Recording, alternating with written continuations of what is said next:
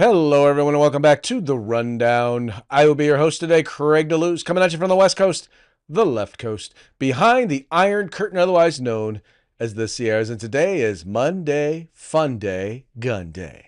I stop what you're doing, cause I'm about to ruin the image of me that you're used to. I look money, a king bee making honey, see? Each state I hope you're ready for me. Now gather round, I'm the new sheriff in town. All my people rise up and stand your ground. Now drink up all the Diet Coke you got on your shelf. So just let me introduce myself, my name is Trump D. I like my mashed potatoes lumpy. Fake news, oh how I like to punk thee. That little sniper on the slow tin, he took a shot but he missed me. I don't fall, y'all, I'm like the ever ready bunny. Still going strong and spunky. So put on your big boy pants. Come on, let's do the dance. The Trumpy dance is your chance to do the Trump. Come on, do the Trumpy Trump. Come on and do the Trumpy Trump. Check me out, y'all. We do the Trumpy Trump. Just watch me do the Trumpy Trump. Yeah, do you know what I'm doing? We do the Trumpy Trump. Come on, everybody do the Trumpy Trump. It's time to do the Trumpy Trump. Yeah, my favorite. That's right, folks. We're doing a Trumpty Trump here on Monday. You know, I got to tell you, there's so much going on, but I'm just going to be real with you. We're going to be talking Iran today. We're going to be talking Iran the whole show today because there is so much news to talk about relating to it. You know, I said it before and I'll say it again. When we had good old Sleepy Joe as our president, at the very least, you figured after about 8 o'clock, or not even that, after about 3 o'clock on Friday, you really didn't have to follow the news much over the weekend to see if there was anything politically going to be coming out of the White House, because it wasn't. You knew nothing was going to be happening. There was going to be nothing to talk about. Made Mondays very, very difficult when it came to doing the show because, you know, he wasn't doing anything over the weekend. But then we got Donald Trump as our president. And, you know, dude don't sleep. He is always on it. He is always making things happen. He is always out there making news, shall we say. And this weekend, well, let's just say it was no different. So we're going to have a great conversation about all of that stuff today. Want to encourage you, by the way, if you guys are watching the program and you're watching it live, make sure to go ahead and comment. Let us know what you guys think about the show, about what we're talking about, or anything like that. You know, just know that we may or may not agree with you, but if we don't agree with you, we do reserve the right to mock you. And that's just kind of how it goes. Because as our friend Mike Piwowarski would say, what's that saying that you would normally say, Mike? We will mock you. Yes, we will mock you. And it will be fun. For us. Oh, yeah, Mike, definitely an interesting weekend. As I was just telling the listener, the listeners and viewers, I guess if you're watching it live, you're a viewer. Donald Trump, it was funny when we had Joe Biden as president. It was, you could pretty much, by the time the show was over on Friday, or by the time we started the show on Friday, all the way up until Monday, pretty much you didn't have to worry about any really good news, any news at all, because Joe Biden was taking a nap all weekend. But Donald Trump does not hesitate making news over the weekend. Yeah. We know when we do the program, the radio show, Arms Room Radio, it's Saturday, 3 to 5 p.m. Eastern time. We know that all breaking news on the weekends is going to happen at 5:05 p.m. Saturday. He always finds a way to do it the moment we say, have a good week, everybody. We'll talk to you next weekend. And then boom, we're doing what? We're landing aliens on the moon. What? Oh, okay. Yeah. Very, very interesting stuff. Very interested. Looking forward to getting your take on it. But before we get into that, you know what we have to do, and that's start off with a quick shout out to our sponsors.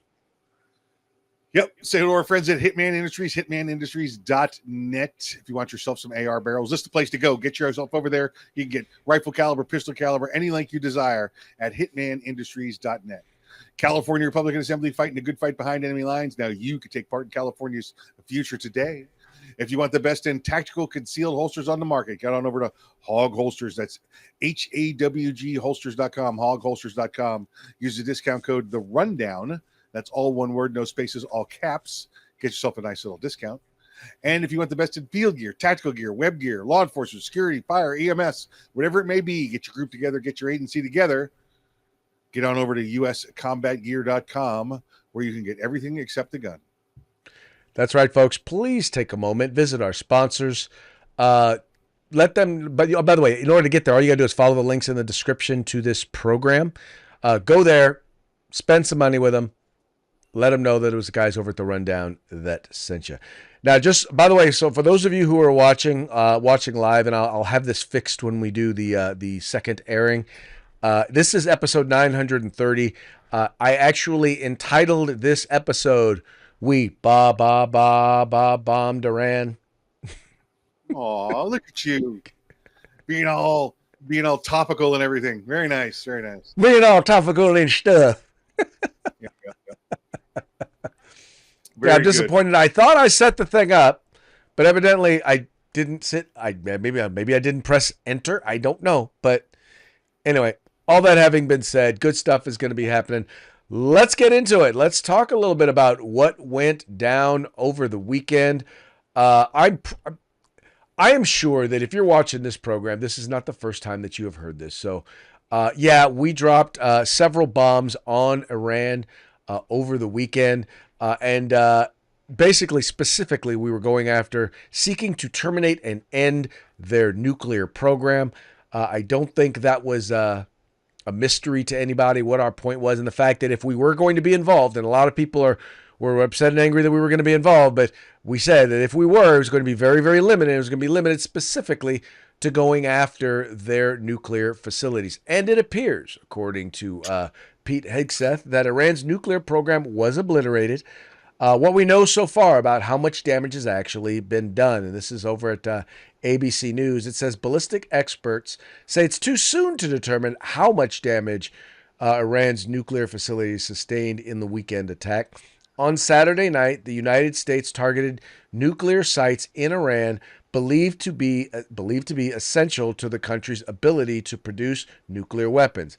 A uranium enrichment site located in northwestern Iran, deep inside a mountain in Fordo, along with other uranium enrichment sites, Natanz and Isfahan Nuclear Technology Center, used for metallic uranium production. Here's some video of some of these strikes.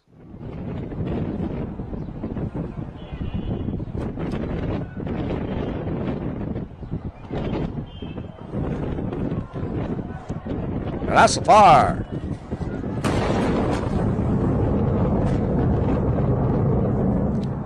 I think that last one there kind of caught him by surprise. That's one bomb. That's one bomb there. And they put a minimum, depending on which report you're looking at, anywhere from 6 to 10 down the same hole. And that was just the first. That's the first one. Yeah. So, 6 to 10 bombs down the same hole, about the size of a washing machine. Yeah. That's about the size of it. So it was like they were doing that from how many feet, how high up in the air do the B-2 bombers fly? Oh, they had them stacked at all different altitudes, but I know their max altitudes, like their max cruising altitudes, like 50,000 feet.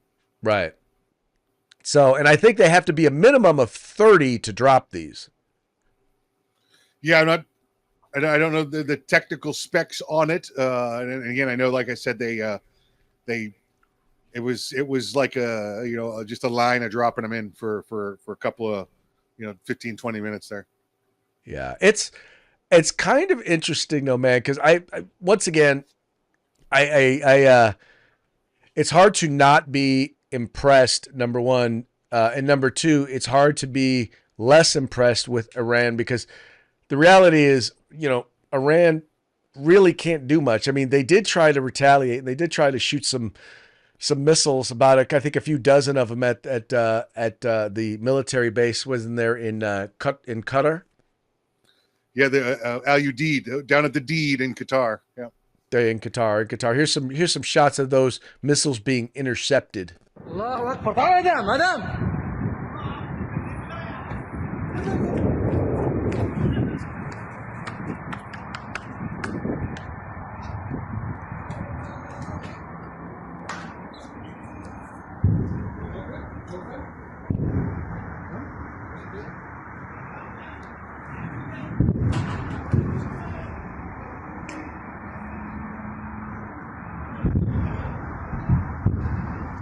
Yeah, it basically turned into a very expensive fireworks show. Yeah, they've got quite the defense system there in Qatar. You know what I remember about that base, Al Udeid, is that might be 2:00 in the morning there. It's still 115 degrees though. Wow. Yeah, it's just it's so it's one of the consistently hottest places on earth. So All right. So I'm interested to hear your thoughts on our military action over the weekend.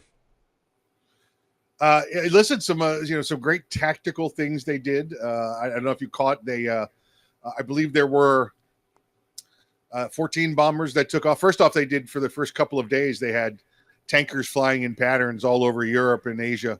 And they left their tracking equipment on so anybody around the world could see where they were, creating this mass diversion. And then 14, if I recall, 14 bombers took off from in Missouri.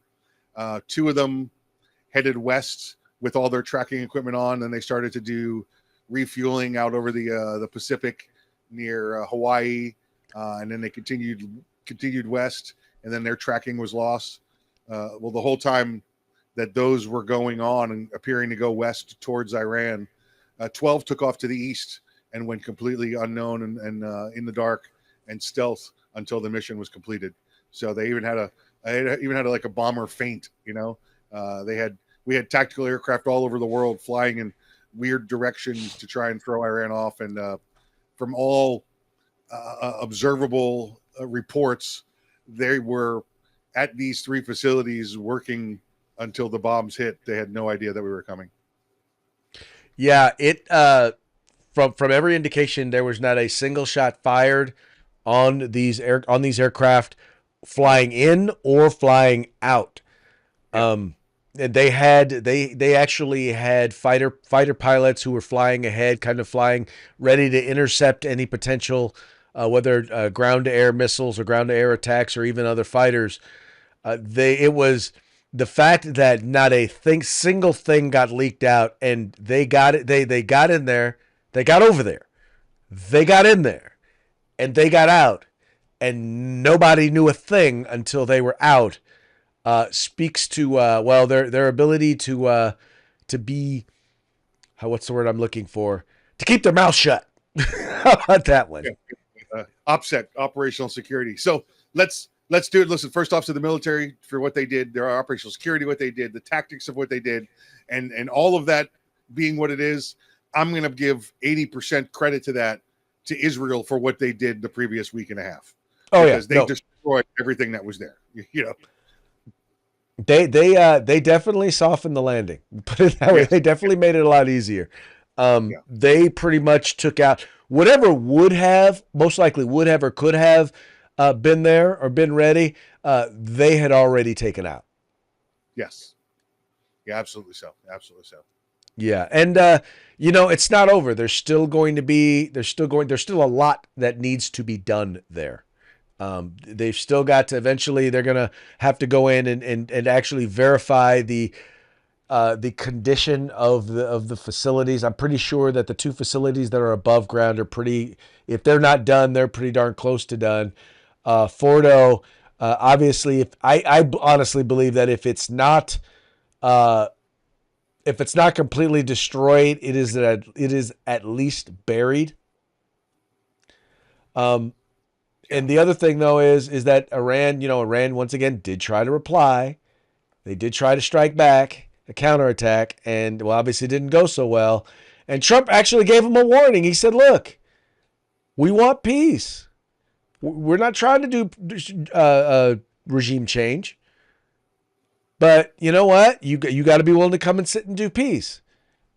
And then later, they came back and said, "Look, if they're going to keep doing what they're doing, why wouldn't we want regime change?" I mean, his attitude is, "Look, we don't want to take you out, but we will."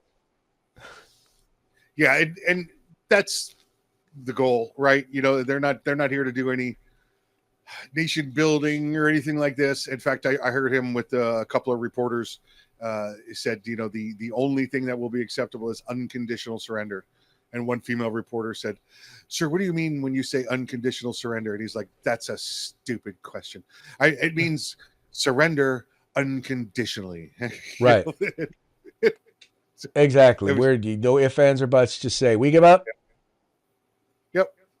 Well, I think they're once again they're trying to see are you talking regime change, and in the end, I think what we want is stability there, but we don't want that stability to be us having to be boots on the ground, acting as the police of the place. We just Yeah, want to no know whoever is there is not going to be trying to attack us or our friends. Otherwise, Listen, y'all do what y'all want there. we're at the point technological wise where, listen, we get the unconditional surrender, let them build their own nation, and if they build crap, we'll be back and blow that one up too. Just you people don't matter. Your government, your weapons don't matter. I don't want to say you people don't matter. The people obviously matter, and what they want there is a peaceful nation and people to stop dying. But if you continue to try and build things to threaten to kill any of the rest of us, we'll continue to blow it up. Yes, we will. Yeah. And yes, we can. Let's go historically. This is not the first time there have been bombings of nuclear sites in Iran. Okay, Well, the other thing is that it's kind of funny because ABC News, like shortly after this happened, ABC News actually let it slip that these bombs were actually designed specifically for this purpose. So this is not a new idea. It's not like Trump woke up on Friday morning and said, "You know what we need to do? I feel like bombing something. What do we want to bomb? Let's bomb something. Let's bomb Iran." Yeah. Let's do that. That's a great song. Let's go. Literally, it was, and it's, by the way, we already know it's something that the folks there in Israel have wanted to have happen for a very long time, and I don't know if they're still pushing towards regime change, but what they want is they want anybody who's governed that place to at least be okay with or at least say, yeah, we got no problem with the idea of Israel existing. Yeah. Yeah, listen, get rid of all these bad people, get rid of their government, and I don't know, Craig, it sounds like a great place where we could put Palestinians. You know what? Evidently, they could probably be using some workforce over there, so why not? That's right. There you go. Great place to move, folks. Great place to move. Now, the interesting thing, a lot of people, there are a lot of issues that seem to be like really just like clear cut on the right and clear cut on the left.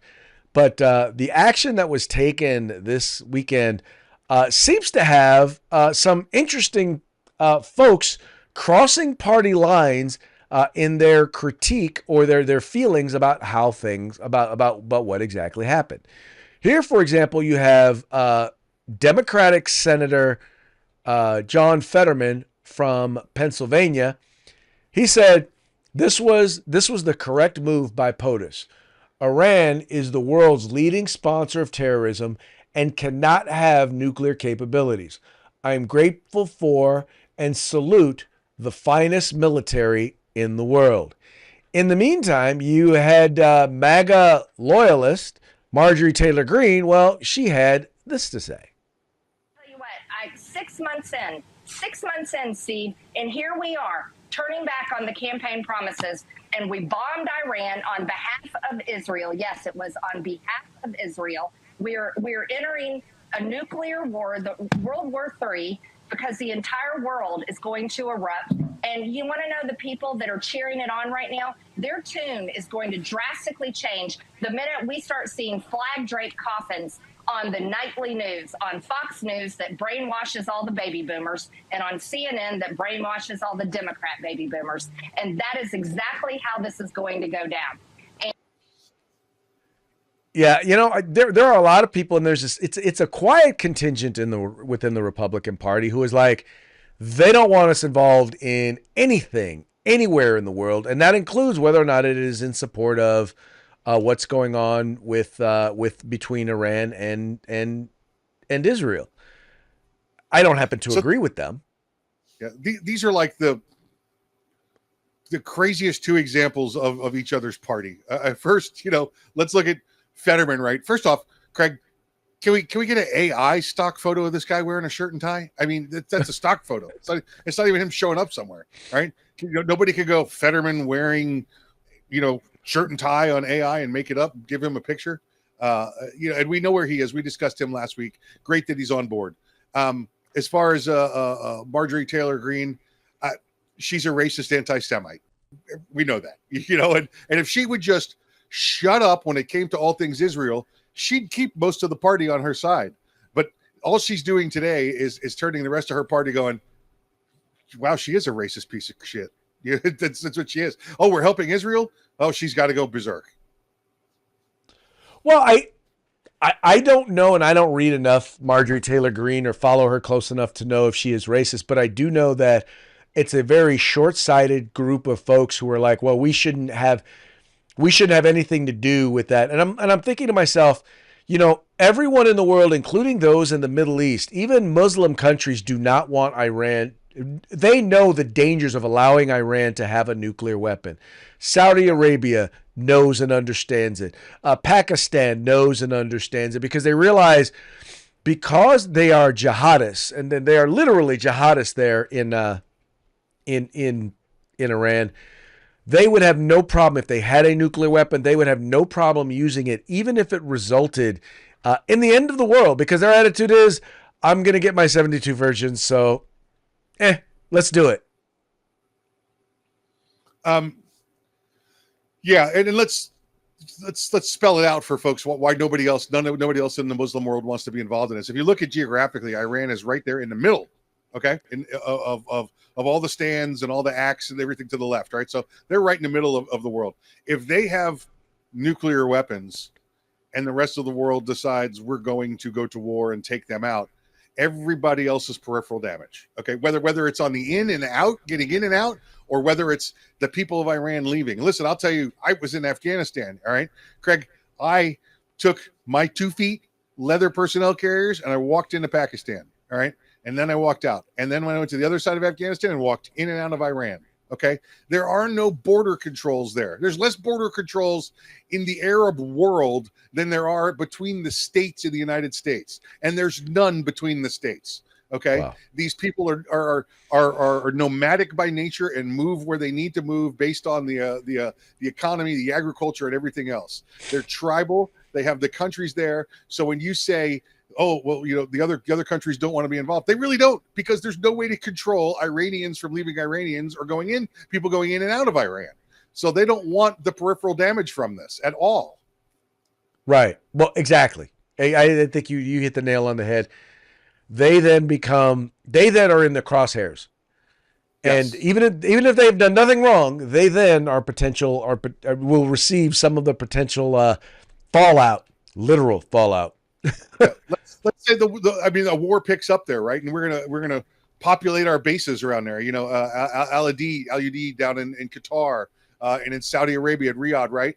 Well, guess what that means to them? We're your allies, but we really would prefer if 500,000 of your people weren't here right now either. Yeah.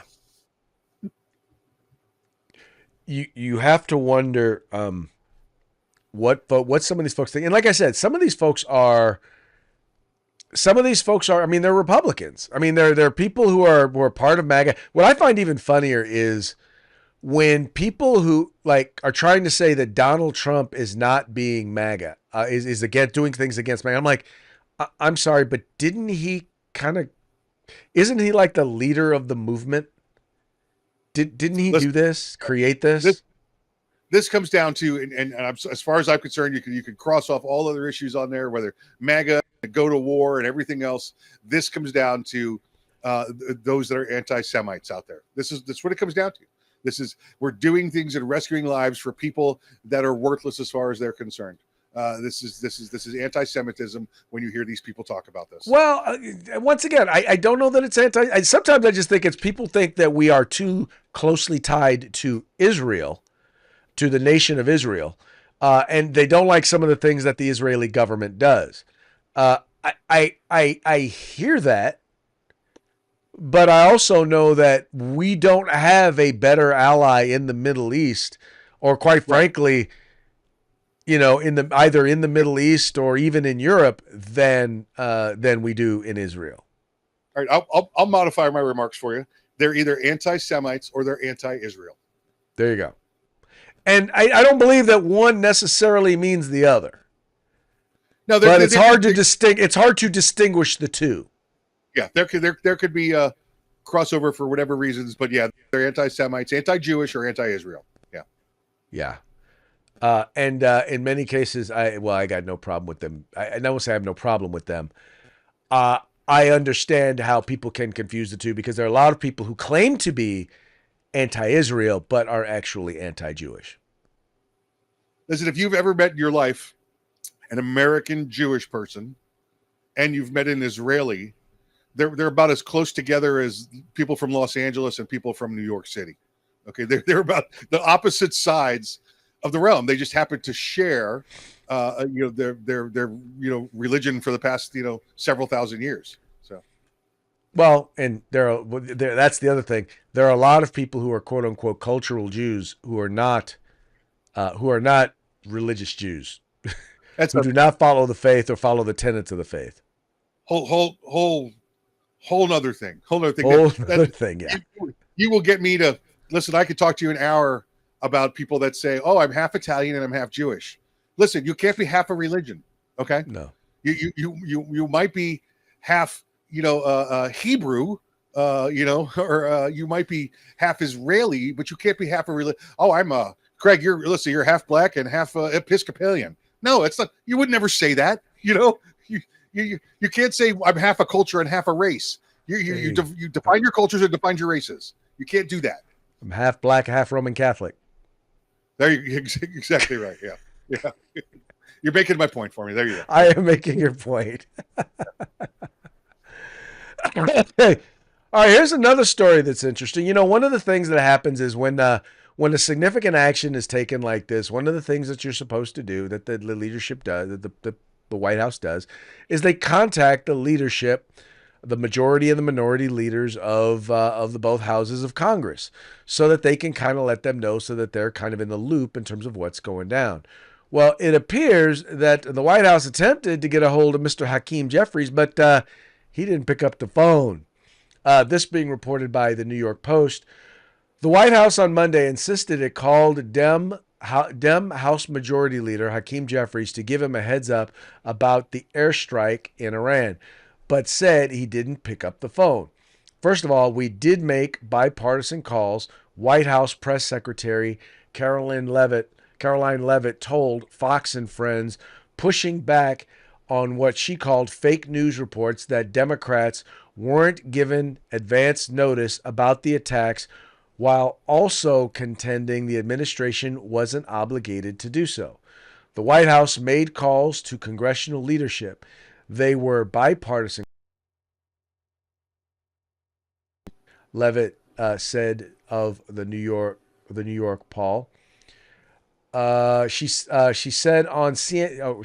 CNN report that claimed the White House did not give a heads up to Democrats is just completely false. Okay, a news report by CNN that is completely false. Mike, say it ain't so. Yeah, right. That would never happen. CNN would never not tell the truth. Yeah, that's crazy. Now, Craig, let me ask you. All right, because I don't want to sound like this is a racist statement, but it might be one of those urban legend kind of things, right?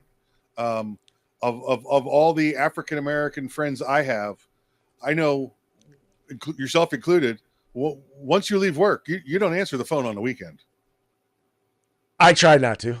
Yeah, but I'm not a congressman either. I'll put it to you this way: at night I have my phone set so that certain numbers come through. So, for example, if something's happening at the school district where I sit on the board, that number will come through. If it's my wife or my kids, it'll come through. Anyone else? Yeah, that's your White House doing that. Yeah, that's the White House. Yeah. I'm just saying, brother may be like, hey, man, it's the weekend. I ain't answered work calls, That may be true. Or maybe he gave him the wrong number. Yeah, exactly. Yeah. Maybe he ran out of minutes. Yeah, right. Exactly right. Exactly right. But them contracts on the Obama phones are running out. I know, maybe that's what it is. His Obama phone wasn't working. Yeah. Anyway, well, they're doing everything possible to try and undermine what went on, try to play down the success of it. They're trying to, they're trying to do everything to make it sound like he's doing something wrong. And that's what all this is about. These reports coming out of CNN, they're just trying to make the president look bad. And I'm telling you right now, when it's all said and done, it's just going to come across to be another big Trump win. Yeah, absolutely. This is, in fact, not only seen by Republicans and Democrats, but seen by the world as well. Yes, most definitely. And, once again, you will still have the people. You will still have people who are going to say what they're going to say in the UN and right there in the Middle East, because they have to, they got to appease their base. But even they know. They're going to be like, oh, that is so sad. I cannot believe those evil Americans did this. Yep, exactly right. Yep. In the end, the world is a better place because Iran will not have the bomb. That's right. All right, that then brings us to, and we didn't get a chance to talk about this last week because, between technical difficulties and then my being out of town on Friday, last week Whoopi Goldberg made this outrageous statement and basically inferring that being black today in the United States is the same as or as bad as being a woman or being gay in Iran. Here's the full comment in full context. And it's slow. But let's just remember, too, the Iranians literally throw gay people off of buildings. They don't adhere to basic human rights. Listen, here's the thing. Let's not do that, because if we start with that, we have been known in this country to tie gay folks to the car. Where the Iranian regime is today in 2025 is nothing compared to the United States. Keep hanging black people. So it is not even the same. I couldn't step foot during this. Wait. That's not what you mean to say. It is the same. No, it's not. The year 2025 in the United States is nothing like if I step foot wearing this outfit in Toronto. I'm sorry. No, I can't have my hair showing. I can't wear a skirt. I can't have my arms out. I'm telling you, I literally said it was up to the Iranian people. Yes, it is up to them. And that's why I am saying that it is the same. Murdering someone for their difference is not good, whoever does it. It's not good. So that's why I said you weren't saying what I heard was not what you meant. I think it's very different to live in the United States in 2025 than it is to live in Iran. Not if you're black. Not for everybody. Not if you're black. Guys, don't go to Tehran. Do not, no one at this table should go to Tehran. Let me tell you about... So that's her point. Now, Mike, and I happen to know a little something about this because you may or may not know this. I realize I don't talk a lot about it, but I happen to be black. Half. And I live in the United States of America. Well, in California. In California. Okay. In California. But I visited America. Yeah, that's true. I visited America. And I got to tell you, no one's tried to stone me because I'm black. No one's tried to throw me off of a roof or set me on fire or hang me from a bridge because I'm black. I mean, Whoopi brought up, and she talked about, I'm assuming she was talking about Matthew Shepard, who got tied to a truck and was killed. You know, the guy who was a drug addict, or drug dealer who owed somebody a bunch of money and then got beat down because he owed them money. And oh, by the way, he happened to be gay. Yeah, she's trying to make it sound like this is going on every day because, oh, look, that person is black, right? Again, forget about the points, the problem that, he's a drug dealer, he owes money, there was all sorts of violence involved elsewhere. Craig, I'm except for, maybe an odd circumstance here or there, which is, I could point out thousands of other odd circumstances for all different conditions and items, but if 50 years we've overcome this in this country, right? With the triumph of civil rights, and let's go back 150 years before slavery was ended, and which is ended there. Hey, let's go back even further. Let's go back, I don't know, 1,000 years, because they used to take people from Africa and Jews and throw them in the Colosseum and watch them get eaten by lions. Are we still doing that? I mean, how far back do we go for, yes, these things are in our past. They do not happen anymore. How in the world do Joy and Whoopi still think it's going on today? Well, because it's all a part of the victim culture. And I think to attempt to equate the two, I agree with you. It's all about trying to claim victim status. And it doesn't do race relations. And that part of the problem is you have a lot of young people who don't understand the context of history. And I always say this: my father, who was a World War II veteran, he experienced whites only restaurants and drinking fountains. He experienced real racism. Now here I am. I'm in my mid 50s. I can't say I'm not going to tell you I didn't experience any racism. But it wasn't the barrier or the roadblock for me and my generation as it was for my father's generation. And my kids, who are part of who are millennials, at the very, very tail end of being millennials, almost, if they had been a year or two later, they'd have been Gen Z. They're experiencing almost no racism. I mean, it's not even a speed bump in their eye, in the way in which the things they have to deal with. But when you act like, well, this is the worst racism ever, and you talk about things like microaggressions, I'm like, yeah, being lynched was much worse than a microaggression. So let's put it all in context when you consider how racist America is today. Yeah, and let me focus on that for a second. How racist America is today. As opposed to, are there still racism out there? Are there some individuals that are racist? Sure there are. But as a country, no. I mean, I think every one of us, except for those, like I said, those one or two instances of certain people out there, we're not a racist country. We're probably the most anti against it when you look at other places like, I don't know, Iran, right? There are not many other countries that have the sort of diversity that we have here. We're talking ideological, religious, cultural, nationality. I mean, we have it all, and we exist together relatively peacefully. Yeah, agreed. Anyway, agreed. And I think we both agree that Whoopi, I think she's taking too much of the Ozempic, man. It's drying out her brain juices. She's just she's dumb now. Joy Behar, she's just dumb for other reasons, but Yes. Agreed. Totally agreed. All right, folks. So that now brings us to our parting shots. Parting shots are brought to you by Hog Holsters. Just go to hogholsters.com. Make sure you use discount code The Rundown. All caps, no spaces. Get your Hog Holster today.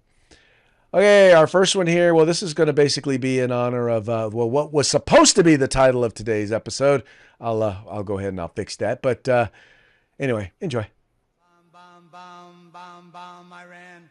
Bum, bum, bum, bum, bum, Iran.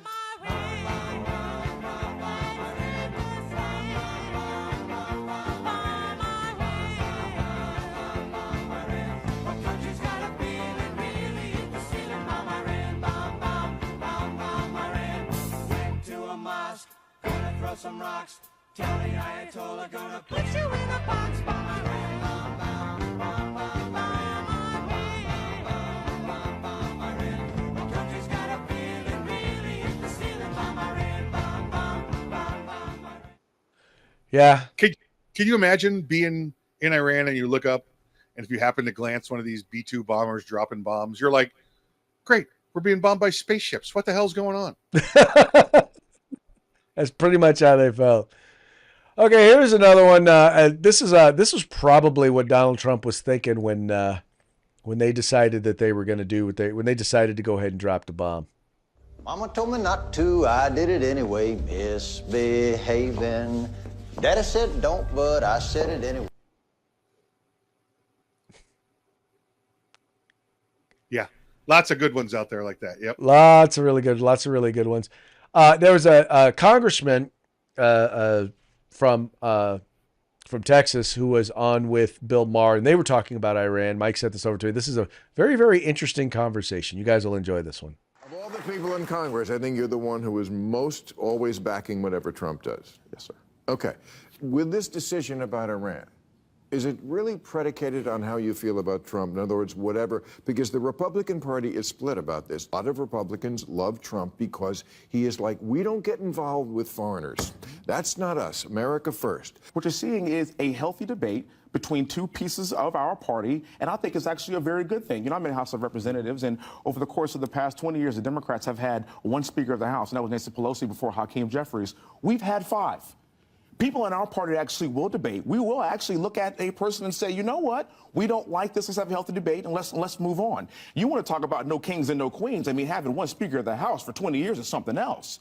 So you're seeing this open up in our party again. You have two factions. You have two pieces of the party that care about each other immensely. Let's let this play out. Let's talk about it, and then let the president make the ultimate choice.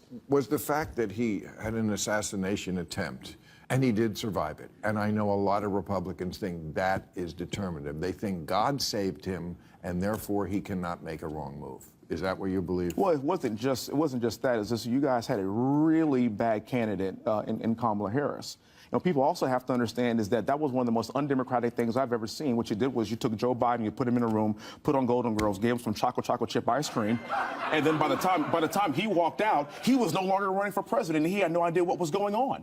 So when you combine that with a candidate that not a single Democrat voted for in that primary, it creates a disaster. That's another big reason why President Trump won, is because the Democrat Party lost faith in the American people because they broke the process in order to get the right candidate to actually run for president. So I have to say, I disagree with Representative Hunt. On what? I think it was tapioca pudding, not chocolate chip ice cream, because the chocolate chips would have got caught in his dentures and hurt him. So I think it was. But tapioca. he does say chocolate chip is his favorite. Yeah, he does. But you know, it just don't agree with him. It gets all caught up in his dentures. You know, that's why they give him tapioca. All right, and lastly, I wasn't going to do one. I wasn't going to do this, but do one from Babylon Bee. But I saw this one, and I was like, okay, we've got to use this one today. This is from the Babylon Bee. Fake news you can trust. Obama distraught as Trump bombs cool nuke factory. Cool nuke factory he paid for.